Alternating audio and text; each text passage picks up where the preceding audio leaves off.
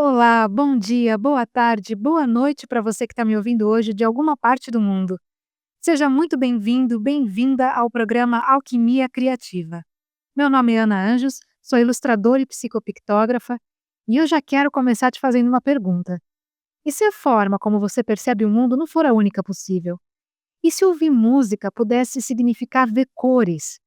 E se os sons tivessem forma, textura ou até movimento?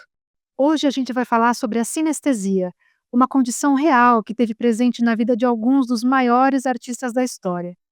O que ela é, como que ela funciona no cérebro e por que ela pode mudar completamente a forma como a gente entende a arte, a percepção e até a nossa própria realidade. Então, se esse tema te desperta curiosidade, fica comigo até o final, porque algumas das histórias que eu vou te contar hoje podem mudar a forma como você enxerga a sua realidade. Mas então, por que algumas pessoas parecem perceber o mundo de um jeito tão diferente? De uma forma tão ampliada? É como se a realidade para elas tivesse mais camadas. Enquanto a maioria de nós escuta uma música, alguns artistas literalmente veem cores se movendo no espaço. E eu não estou falando de imaginação aqui, não, eu falo de experiência vívida. Algumas pessoas sentem as formas, as texturas ou até temperaturas ao ouvir os sons. Você já teve alguma experiência dessas antes? Bom, mas o que é de fato a sinestesia? A sinestesia não é uma condição universal, ela é um fenômeno neurológico relativamente raro e que afeta por volta de 4% da população mundial, onde os sentidos se misturam. Ela pode ser hereditária ou desenvolvida, mas definitivamente não é uma característica de todos os seres humanos. Essa condição neurológica começou a ser estudada a partir do século XIX, lá por volta de 1880, mas antes dessa época ela já era observada em relatos. O primeiro caso documentado de sinestesia é atribuído a John Locke, um médico e filósofo inglês que lá por 1690 relatou o caso de um homem cego que disse ter experimentado a cor escarlate ao ouvir o som de uma trombeta. Esse termo, sinestesia, vem do grego. Se a gente separar essa palavra, a gente tem sim, que significa junto, e aesthesis, que significa sensação. Ou seja, a sinestesia significa percepções que se misturam. Na prática, a sinestesia significa que um estímulo em um sentido ativa automaticamente outro. Segundo as pesquisas, existem 73 tipos de sinestesia. Os sinestetas podem vivenciar uma ou diversas relações de sentidos. Eu vou te dar alguns exemplos. O primeiro é a cromestesia. Cromo vem de cor. Então, esse tipo de sinestesia acontece quando os sons, as músicas, ativam a percepção das cores, das formas e dos movimentos. Tem um outro que se chama grafema-cor, que é quando os números e as letras são percebidos automaticamente com cores específicas. Por exemplo, o número 5 ser sempre vermelho. E tem um que eu acho muito curioso, a personificação de símbolos, em que as letras, os números ou os dias da semana têm personalidades ou gêneros. Então, por exemplo, o número 3 pode ser um velho rabugento, ou a terça-feira ser uma mulher calma. E isso existe, tá, gente? Isso não é uma invenção, isso é uma condição real. Na população em geral, os 5 sentidos que a gente tem, eu estou falando dos 5 sentidos aqui, mas na verdade nós temos 14 sentidos. 7 físicos, 3 psíquicos e 4 espirituais. Em outro momento eu vou contar melhor para vocês sobre isso. Mas esses 5 sentidos que a gente conhece, que são a visão, a audição, o paladar, o tato, o olfato, todos eles são interpretados através do sistema sensorial. Os órgãos que a gente tem, a pele, a língua, o nariz, os ouvidos, os olhos, possuem células especiais chamadas de receptores. Então, esses receptores captam os estímulos do ambiente e levam até o sistema nervoso central na forma de impulsos elétricos. E é lá que o cérebro processa as informações e gera as respostas. E aí a gente tem a percepção do frio e do quente, a sensação de dor, o gosto da comida e por aí vai. Todo esse processo acontece em rotas específicas, que não se cruzam.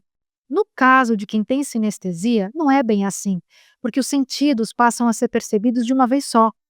É como se o cérebro vivenciasse uma fusão, uma mistura de sentidos.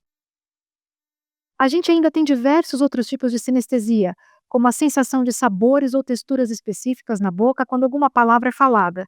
Por exemplo, a palavra domingo pode ter gosto de baunilha, ou a palavra porta pode ter gosto de pão seco. Tem outro tipo de sinestesia que é quando alguém vê uma pessoa sendo tocada no braço esquerdo, por exemplo, essa pessoa que está vendo, ela vai sentir esse toque no próprio braço. Ou se ela vê um aperto de mão, ela pode sentir a pressão desse aperto de mão na sua própria mão. E eu consigo observar aqui uma conexão muito forte com a empatia nesse tipo de sinestesia. Uma empatia física, vamos dizer assim, onde a fronteira entre o próprio corpo e o corpo de outra pessoa é muito tênue e faz com que a pessoa sinta literalmente o que o outro está sentindo. A gente ainda tem a sinestesia auditiva tátil, em que sons específicos provocam sensações táteis em partes do nosso corpo. Tem o tipo sinestésico que mescla sabor com temperatura, ou seja, a menção ou o sabor de um determinado alimento traz a sensação de quente ou frio. Tem sabores que já vêm com a própria temperatura, como quando a gente pensa em menta e sente um frio na boca, mesmo sem consumir nada, ou quando a gente ouve chocolate quente e automaticamente vem uma sensação térmica de aconchego quente no nosso paladar. Mas esse tipo de sinestesia também pode ativar alguns contrastes inesperados, vamos dizer assim. Por exemplo, quando a pessoa ouve limão e logo vem um gosto ácido ou uma sensação de gelado, ou quando a pessoa ouve a palavra mel e sente uma temperatura morna. É importante falar que a sinestesia é apenas uma forma diferente do cérebro interpretar os sinais ao nosso redor. Ela não é considerada uma doença, nem um transtorno neurológico, nem psiquiátrico. É uma particularidade de algumas pessoas. Na verdade, em muitos casos, ela é associada à maior capacidade de associação criativa. Estudos neurológicos indicam que as pessoas sinestésicas têm maior conectividade entre as áreas sensoriais do cérebro. Ou seja, os sentidos que na maioria das pessoas é separado se interligam, se conectam nessas pessoas. E aí entra uma pergunta, né? Como é que um espírito desencarnado vê ou ouve alguma coisa, se ele não tem mais os órgãos materiais sensíveis para isso? E como é que, quando a gente já está emancipado da nossa matéria densa, da carne, em especial em algum estado de sonambulismo, por exemplo, a gente ainda assim é capaz de ter as percepções dos sentidos físicos quando o corpo está repousando? Isso tem relação com o perispírito, que é o órgão sensível do espírito. O perispírito é o envoltório do espírito, ele serve como um corpo fluídico intermediário entre o espírito e o nosso corpo físico. O perispírito é inseparável do espírito, ele molda o corpo físico durante a nossa encarnação e registra as memórias das nossas vidas passadas. Ele funciona como um veículo de emoções e de sensações. Existe um ponto interessante no Livro dos Espíritos que ajuda a gente a ampliar a nossa reflexão sobre essa percepção. Na pergunta 245, é questionado se os espíritos enxergam de forma limitada, como nós, através dos olhos. E a resposta é não. A visão para o espírito não está restrita a um órgão. A visão reside no espírito. Ou seja, a visão não depende de um ponto específico do corpo da matéria. E não é só a visão, não. A audição e as demais percepções também não estão localizadas, presas nos órgãos materiais, vamos dizer assim, nos nossos órgãos aqui do corpo físico. Todas essas percepções fazem parte do próprio ser do espírito. Quando a gente está encarnado, essas percepções passam pelos nossos órgãos físicos, né, os olhos, os ouvidos, a nossa pele, e por isso a gente tem essa sensação de que essas percepções estão separadas. Mas na condição de espírito livre, elas deixam de estar divididas, elas passam a funcionar de forma integrada. O espírito vai ter uma maior liberdade em relação ao corpo físico, e com isso a percepção pode se expandir. Não porque novos sentidos surgem, mas porque eles deixam de operar de forma estritamente localizada através dos órgãos da matéria. Essas experiências de percepção mais ampliada que a sinestesia proporciona não estão necessariamente ligadas à mediunidade. E aqui eu preciso esclarecer um pouco sobre essa questão da mediunidade. Nesse caso específico, eu estou me referindo à mediunidade no sentido de comunicação com outros espíritos. Médium, mediunidade, né, esse termo vem de mediar, ou seja, um médium é alguém que faz uma intermediação entre os planos, que a gente chama de mediunidade. Nesse sentido mais amplo, todos nós somos médiums, ou seja, todos nós somos capazes de captar informações de outros planos, ainda que de forma mais sutil. Ser um médium é parte da própria natureza humana, é parte da experiência de estar vivo. Mas nem todo mundo exerce essa mediunidade de modo ativo. Ou seja, tem pessoas que vão captar com mais clareza e de modo mais frequente essa comunicação entre os planos. E, em alguns casos, consegue desenvolver isso de forma consciente. Então, tecnicamente, todos têm sensibilidade, mas nem todo mundo exerce a mediunidade. No caso da sinestesia, que é a capacidade de interconectar as percepções, as sensações através dos sentidos, não é necessário ser médium no sentido ativo, ou seja, exercer a mediunidade de modo consciente. Segundo o Livro dos Espíritos, esse fenômeno é chamado de emancipação da alma. E lembrando que todos nós não temos um espírito, nós somos espírito. Nós apenas habitamos momentaneamente um corpo físico. Então, quando a gente desencarnar, ou seja, quando a gente sair da carne, do corpo material, a nossa percepção sensorial não vai estar mais limitada, atrelada a um corpo físico. E quando a gente fala em sinestesia, um dos artistas mais conhecidos é o Kandinsky, que pintava a música. Kandinsky nasceu em Moscou, na Rússia, em 1866 e cresceu fascinado pelas cores. Ao ouvir música, ele não apenas escutava, ele via cores, formas, movimentos. Mais tarde, ele comparou o processo de pintura ao de orquestrar uma composição musical. Abre aspas. A cor é o teclado, os olhos são as harmonias. A alma é o piano de muitas cordas. O artista é a mão que toca, pressionando uma tecla ou outra, para provocar vibrações na alma. Fecha aspas. Kandinsky viveu no início do século XX, no momento em que a arte europeia começava a romper com a obrigação de representar o mundo visível. E ele foi um dos primeiros artistas a levar isso ao limite, começando a criar pinturas que não retratavam os objetos de forma figurativa, mas como experiências internas. Em vez de tratar a pintura como algo que representa o mundo externo, ele passou a tratar a arte como uma linguagem direta da percepção, usando a música para ativar essa sensação. A música não precisa mostrar nada para ser sentida, ela atua direto na emoção. A música é, acima de tudo, som, e som é vibração.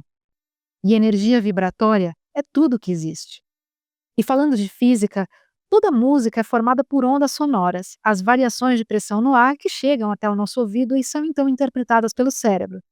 O Nikola Tesla já falava sobre isso, que se a gente quiser encontrar os segredos do universo, a gente deveria pensar em termos de energia, frequência e vibração. Essas energias vibratórias têm características específicas. A primeira é a frequência. Ela determina a altura, ou seja, os sons que variam entre graves e agudos, ou falando de outra forma, os sons altos e baixos. E eles são medidos por segundo numa escala chamada Hertz. A título de curiosidade, existe uma escala gráfica vibracional que foi criada por um psiquiatra chamado David Hawkins, que mostra pra gente como várias emoções e pensamentos que a gente tem correspondem a níveis calibrados de consciência.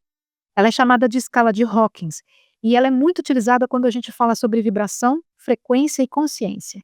A gente tem então as relações entre os níveis de consciência e as vibrações. Por exemplo, as vibrações mais densas vão vibrar abaixo de 200 Hz, enquanto as emoções mais sutis, como a alegria e o amor, podem vibrar acima de 500 Hz. A segunda energia vibratória é a intensidade. A intensidade mede a força, ou seja, o volume, e está ligada à amplitude da onda e da energia. Então, quando a intensidade é alta, os sons têm maior amplitude, maior energia.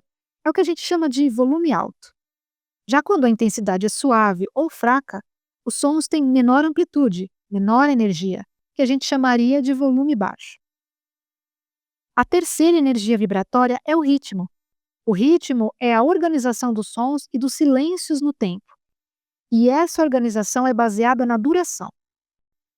O movimento vai definir a alternância entre os sons longos e os sons curtos e vai organizar o andamento, a pulsação dessa música. E essa experiência de ouvir uma música não vai ficar só no nosso ouvido. O nosso cérebro, ele não processa a música só como som. Ele ativa as áreas ligadas à emoção, à memória e até ao nosso corpo físico. Quantas vezes você já ouviu uma música que mexeu tão forte com você que você ficou todo arrepiado? Eu tenho certeza que isso já aconteceu com você alguma vez na vida. Isso acontece direto comigo quando eu estou desenhando.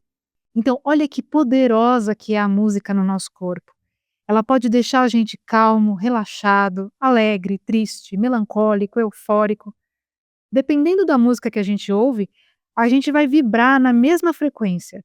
A gente consegue, inclusive, bloquear ou desbloquear os nossos chakras. Agora eu quero te convidar para uma reflexão bem rápida aqui comigo. Que tipo de música você anda ouvindo atualmente? E o que que ela tem feito você sentir? Quando você ouve música, qual é o estado em que você mais permanece? Você já parou para pensar na energia vibratória das músicas? Agora, quando Kandinsky falava sobre música como algo que toca direto à alma, ele estava descrevendo essa experiência de forma sensível muito antes da ciência conseguir medir esses efeitos. A música não precisa representar nada, porque ela não passa primeiro pelo entendimento. Ela atua direto na nossa percepção, assim como as cores. A música e a pintura vão atuar de forma muito potente dentro da gente. A música e a cor são vibrações que o corpo e o cérebro reconhecem imediatamente e transformam em sensação, emoção e memória. Na realidade, tem uma pequena diferença da cor em relação à música. A música é uma vibração sonora. Ela já vai entrar no nosso sistema nervoso com ritmo e tempo. Ela literalmente acontece dentro do nosso corpo. A cor, por outro lado, vai passar primeiro pelo nosso sistema visual, para depois ser interpretada pelo cérebro e só então se conectar com a emoção e o significado. Mas esse processo é tão rápido que na prática parece direto. E se tem um livro que ajuda a gente a entender por que a arte pode ir muito além da estética, é o Do Espiritual na Arte. O Kandinsky escreveu esse livro em 1911, no momento em que a arte europeia ainda estava muito presa à ideia de representar o mundo visível de forma figurativa, ou seja, com paisagens, retratos, cenas que são reconhecíveis. Mas o Kandinsky começa a perceber que isso já não estava dando conta do que ele sentia. Para ele, a arte não deveria copiar a realidade. Ela deveria expressar algo interno, algo que não daria para fotografar. Kandinsky tinha uma espiritualidade plural, ele tinha uma formação que misturava a Igreja Ortodoxa Russa com influências xamânicas e a teosofia da Helena Blavatsky.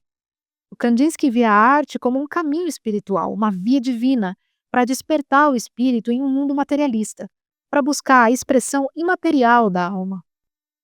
No livro, ele está falando de uma dimensão mais profunda da experiência humana, das emoções, dos nossos estados internos, aquilo que move a gente por dentro.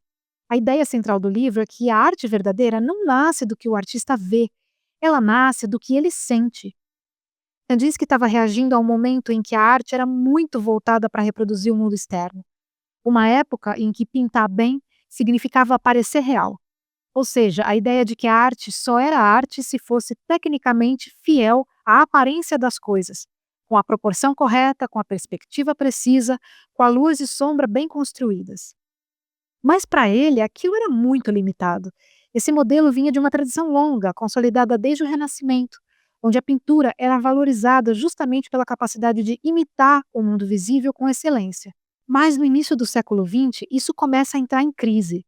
E é nesse ponto que Kandinsky rompe com essa lógica. E de fato, hoje em dia, pensar que a arte só é arte de verdade quando ela copia um retrato técnico fiel à aparência das coisas é algo muito limitado mesmo. Por duas razões.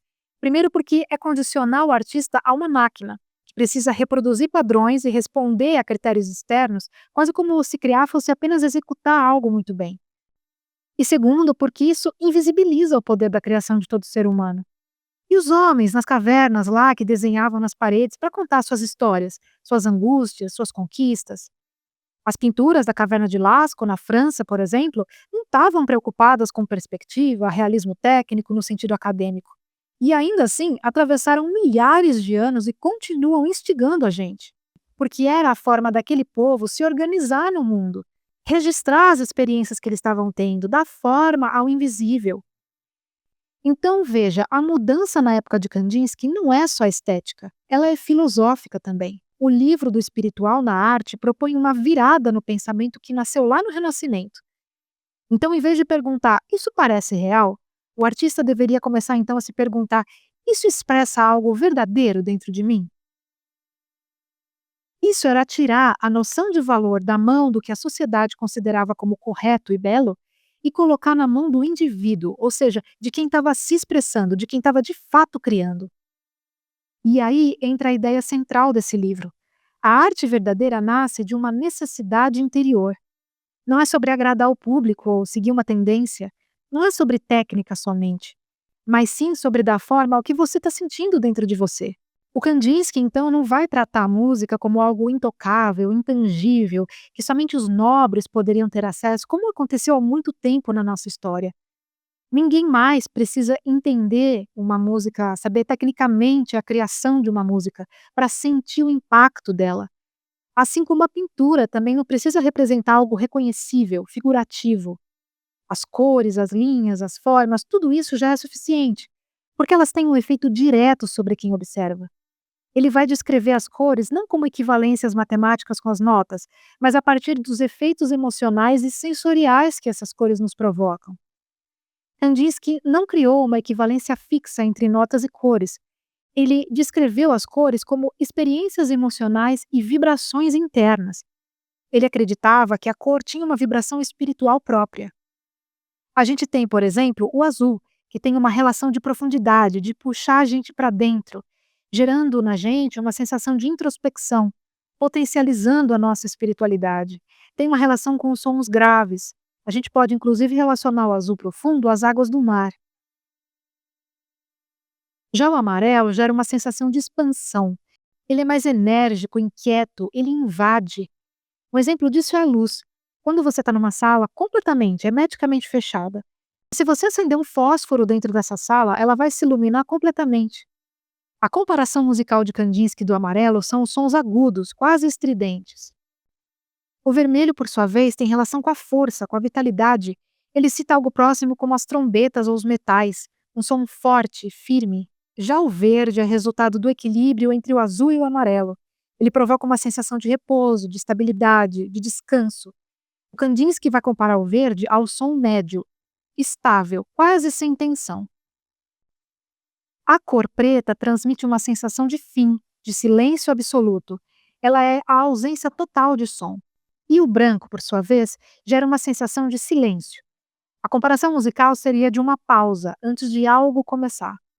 Muita gente simplifica Kandinsky como o cara que ligava cor à música, mas o que ele fez foi muito mais profundo. Ele mostrou que a arte pode tocar o ser humano diretamente, sem passar pelo racional. E que a cor, a forma e o som podem ser linguagens diferentes para a mesma coisa, a experiência interna. Para o Kandinsky, a arte tem valor quando ela conecta alguém com algo interno, quando a pessoa se conecta com os próprios sentimentos. Não quando ela apenas reproduz tecnicamente o que já está fora.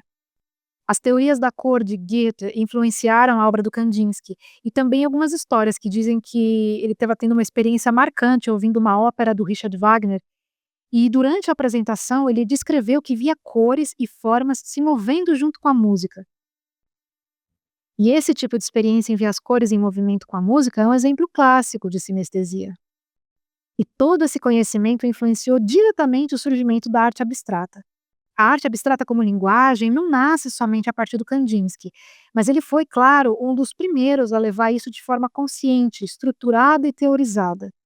Como ilustradora e médium, eu aprendi que nem tudo que é sentido precisa ser traduzido de forma literal para ser legítimo.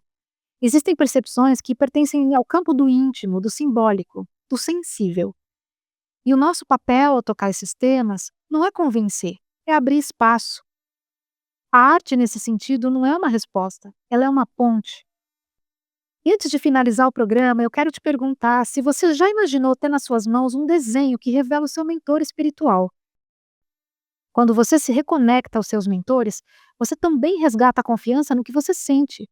E quando essa conexão se fortalece, você deixa de buscar validação externa o tempo todo. A pictografia mediúnica revela de forma muito ética e respeitosa a energia que acompanha você nesse momento e vai te ajudar a reconhecer quem está presente nesse ciclo específico da sua vida. Se você quiser saber mais, é só me seguir lá no Instagram, Ana, com dois N's, Anjos, clicar no link da bio e você vai achar um link Pictografia Mediúnica. Hoje a gente fica por aqui, mas eu volto na semana que vem para a gente falar mais sobre arte e espiritualidade. E lembre-se, espiritualidade é autoconhecimento. Gratidão, Waiteri, Saravá, Amém, Axé.